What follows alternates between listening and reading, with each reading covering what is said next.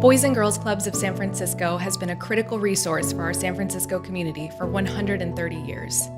Generation after generation, the club has continuously innovated and evolved to meet the changing needs of children and families. Each new decade brought new challenges and opportunities, some local, some national, and some global. From the Industrial Revolution to the Digital Revolution, through 2 world wars, a Great Depression, 2 devastating earthquakes, and now a second pandemic, the club has been a force for good in kids' lives. One thing is clear.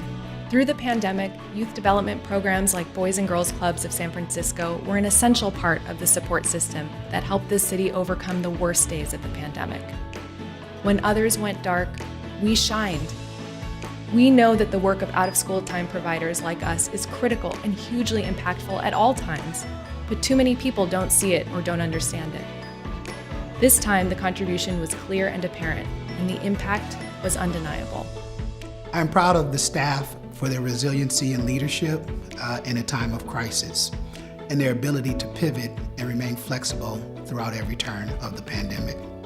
They were determined to provide stability and consistency to our kids when they needed it the most. Everyone knows the old adage in real estate that it's location, location, location. In our line of work, it's relationships, relationships, relationships. And we've got excellent relationships with our young people, with families, with our neighborhoods. And these are going to be key to the work that we do to help kids and families and communities recover.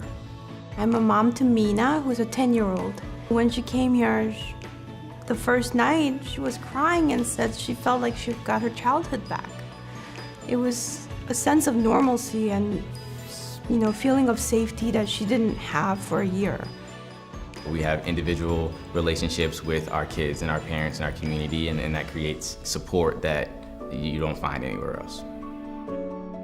One of the challenges during the pandemic was the volatile social and political challenges that the staff had to face. And despite all of this, they showed up every day for our young people, and I'm always impressed by that. The club focuses on the whole child.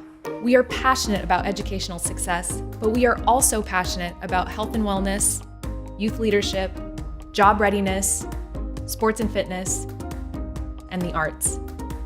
And we embrace the joys of childhood. Descubro como un segundo hogar para mis hijos, por la confianza, la protección, seguridad, el ambiente y el staff que trabaja ahí son como un segundo padre para ellos. As we work through the final chapters of the pandemic, our holistic approach to youth development will be vitally important to the long-term health and well-being of all club kids. What's happened with this pandemic, it's a prolonged learning loss. The wraparound services of the Boys and Girls Club can change that completely. We're not replicating what happens at schools, far from it, but we are a critical complement to what happens during the school day, and we hope that schools now understand that in a much more profound way. Everyone also knows that young people are experiencing a lot of mental health challenges. In response to the pandemic, the organization has put a huge commitment of resources behind an expansion into mental health. And this is critical work to help our young people to recover. Through this pandemic, all of us at Boys and Girls Clubs of San Francisco felt a strong sense of responsibility.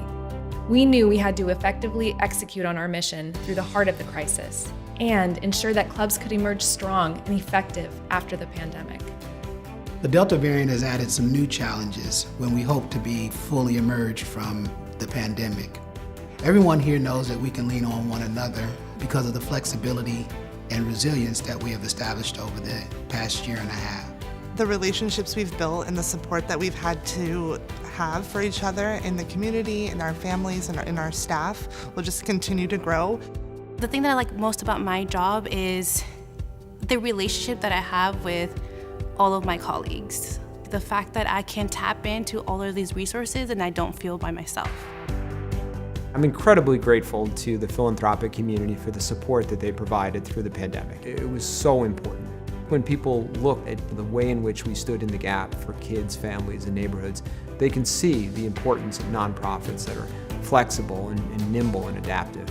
I hope that that sticks with folks for a long time and that philanthropists continue to invest in young people. I'm very optimistic about the strength of our organization. We have once again shown our determination and our resilience through very challenging times.